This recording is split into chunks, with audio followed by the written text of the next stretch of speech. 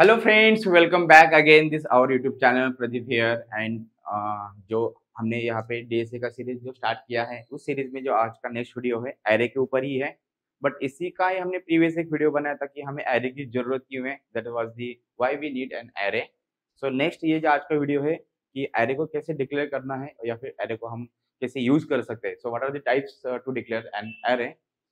सो first अगर मैंने यहाँ पे लिख दिया कि एरे को हम अगर स्टैटिक रिप्रेजेंटेशन से लिख सकते हैं, सो जैसे कि स्टैटिक डिक्लेरेशन इसको बोलेंगे हम। और सेकेंड वन जो रहेगा आपका डायनेमिक। सो सबसे पहले इन दोनों में क्या डिफरेंस है कि स्टैटिक डिक्लेरेशन मतलब क्या होता है या डायनेमिक डिक्लेरेशन। अगर आप जावा की बात करते हो तो या कोई भी प्रोग्रामिंग लैंग्वेज है, सिंपल मैं यहाँ पे दो एग्जांपल लिखता हूँ। लेट्स से कि here I declare A that is 10, correct है। अब ये जो 10 वैल्यू है इस ए वेरिएबल में यहाँ पे ऐड होने वाली है। अब ये कंपाइलर को पता है कि इस ए वेरिएबल में 10 वैल्यू है। It's mean it is declaration where the compiler can identify, मतलब जो भी रनिंग स्टेज रहता है और जो कंपाइल स्टेज रहता है, ये दो मेन डिफरेंस है जिसको हम क्या कर सकते हैं, इसको स्टैटिक बोल सकते हैं। That is that identify we can add in at a compile time. और जो डायनेमिक होगा so that is the run time. So simple इसको मैं लिख सकता हूँ कंपाइल टाइम और इसको लिख सकता हूँ मैं रन टाइम। अब रन टाइम वाला अगर हमने एग्जांपल ले लिया like let's say here see the variable where I can add a+5। अब सी इस वेरिएबल में यहाँ पे जो भी वैल्यू आ जाएगी,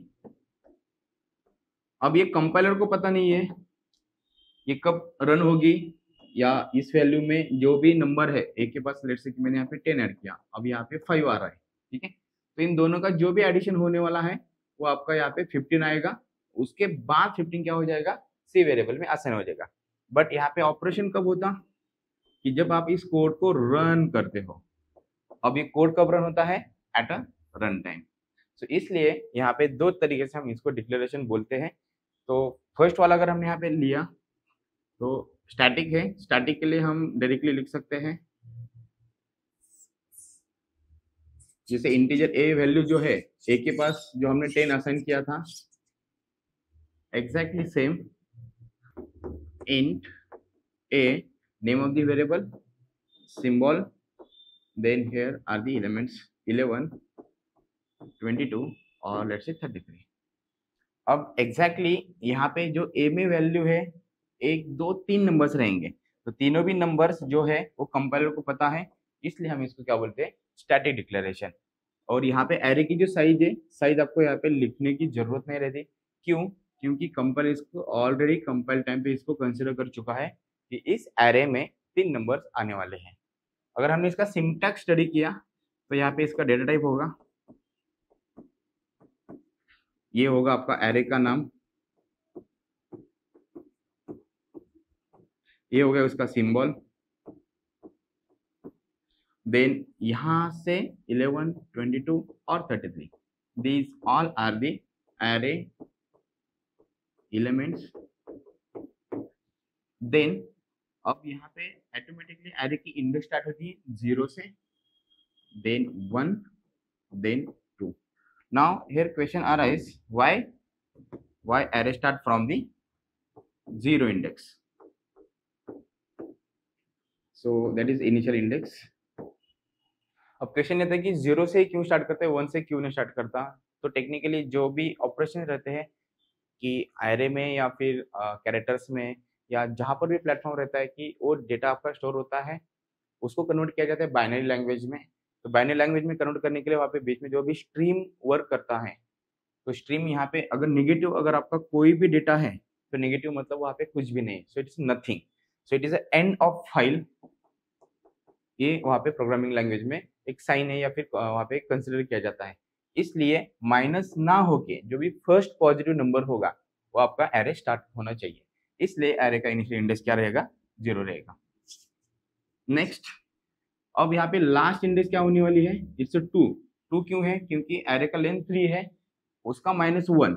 अब -1 क्यों करना पड़ रहा है, फिर यहाँ पे हमने 0 से स्टार्ट किया है, इसके लिए हमें यहाँ पे लास्ट का इंडेक्स क्या होगा, length -1। So it is our last index and it is your initial index. सो ये हो जाएगा आपका कंपाइल टाइम या फिर स्टैटिक डिक्लेरेशन, जो हमने फर्स्ट टाइप देखा है।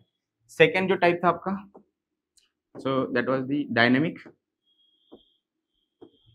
सो डायनेमिक में सिर्फ हमें एरे का नाम लिखना पड़ता है और उसके साथ में एक कीवर्ड आता है। जावा में अगर हम बात करें तो new, then here int, type of same, और यहाँ पे साइज हमें कंपलसरी मेंशन करनी पड़ती है। Size it should be declare while we are doing this dynamic declaration. तो यहाँ पे साइज हमें फर्स्ट लिखनी पड़ती है, क्योंकि यहाँ पे कंपाइलर को पता नहीं कि इसके अंदर कौन से एलिमेंट्स है, इसलिए जैसे यहाँ पे उसको पता है 11 है, 22 है, 33 है, तो ये ऑटोमेटिकली क्या कंसिडर करता है, इसके अंदर 3 साइज है। तो एग्जैक्टली सेम यहाँ पे डायनेमिक में उसको पता नहीं कि एलिमेंट कौन से आने वाले हैं या कितने आने वाले हैं। सो यहाँ पे हमें क्या करना पड़ता है, उसका साइज हमें मेंशन करना पड़ता है।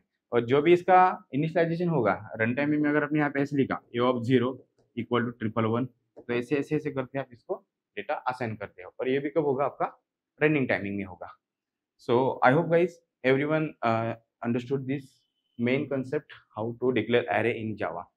तो इसके जो भी टाइप्स है जो इजी है आपको, जैसे अगर आपको कोई एरे दिया गया है ऑलरेडी, सो वो आप यहाँ पे कंसिडर कर सकते हैं।